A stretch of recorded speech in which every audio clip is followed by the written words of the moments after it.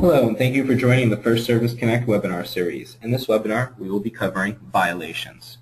This will include tracking of all of the association violations, which is a place to enforce the bylaws of your community, a multi-edit feature so you can work on multiple violations at the same time, auto mail so that you can print them to the corporate office in Eatontown and not have to worry about folding, stuffing, and sending out your letters. There are also various reports which will allow you to pull everything into one easy-to-read section, which you could either use to slice and dice the data, or you can print and include that in your board packets.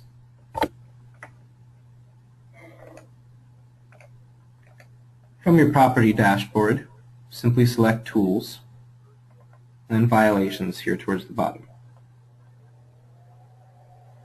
By selecting Add, you'll open up your form where you can then fill out your violation. The date of your inspection, you're going to select a unit,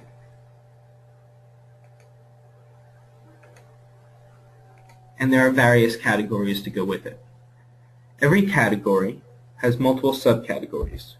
If you need additional categories or subcategories, simply submit a ticket in the First Service IT portal.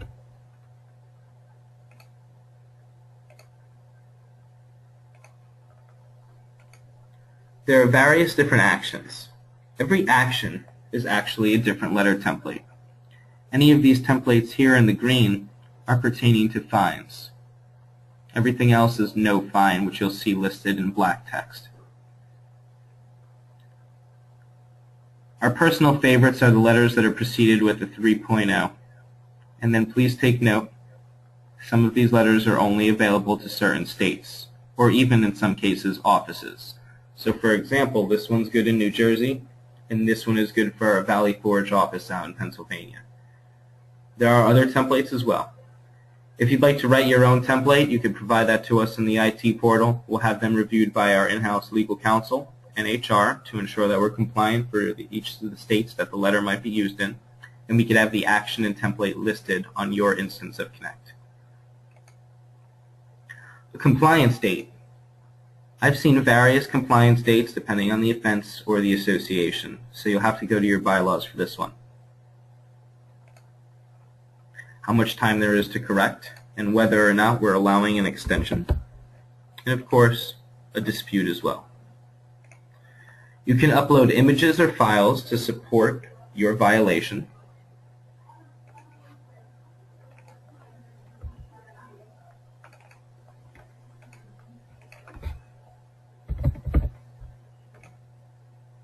Include dates for any hearings, which we can have these populated for you for your property, and any supporting notes, which will be kept internal. So you'll see these comments pre-filled themselves based on my entry here of pets and cleanup after pets. If I were to select another category that I might not have set up at this point, I'll have to type out my comments manually. So on the next screen, we'll show you how to get that done as well. This way you can take a copy and paste or just maybe a short blurb that you've used time and time again and have that pre-fill based on your category selection. If there is a fine associated with the violation, simply select your time-based or consecutive fineage and set up the fields accordingly based on the first, second, third, fourth, and so on, or various different increments of the fine.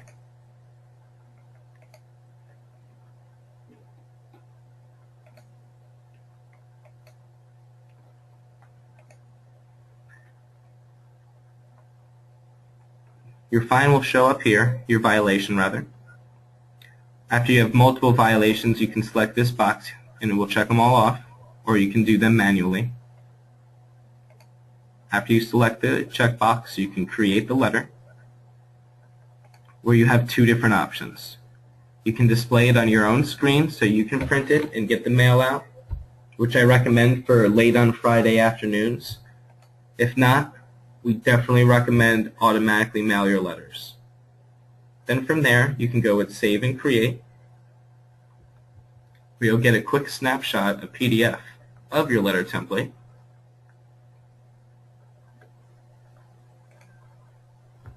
And it will also automatically be mailed.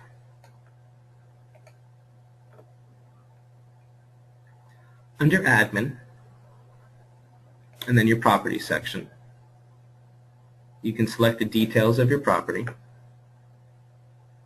and then we can go to our official rules and regulations underneath the violations setup. So you'll see here's that comment that I had set up where it pre-filled for me when I selected my categories. By selecting Add, you can do that as well. Pick your categories and subcategories and get the official text entered. And then when you click Save and you add a new violation, after you select those categories and subcategories, it will automatically enter your official text for you. So if you find yourself sending out the same comments for the same violation to multiple different units, I highly recommend you put this side of the system to use. On the flip side, under Reports, Property Unit and Resident Reports, scroll all the way down, and you'll see there's a couple of different ways to slice and dice your violations. I like the violations by unit detail.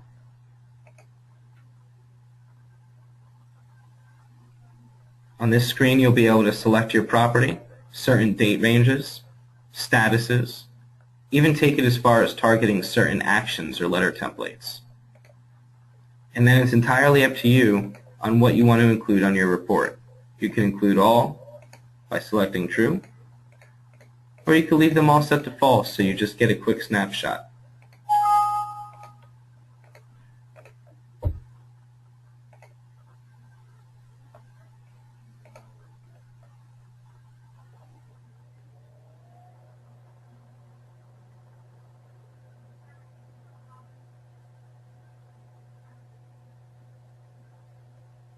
You can see here's the violation we just entered.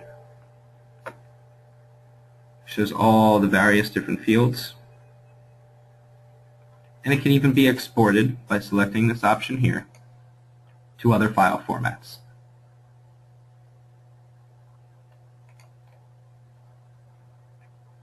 Go back into our property.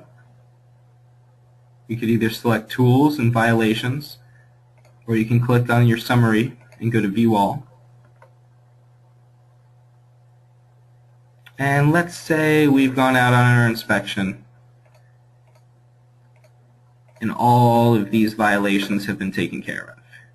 Rather than going into each individual letter, you can check them off like so and go to Close Violation. They'll be removed from your list. They'll move over to the Close side of things, and you'll even note back on the property dashboard your count within your summary will change.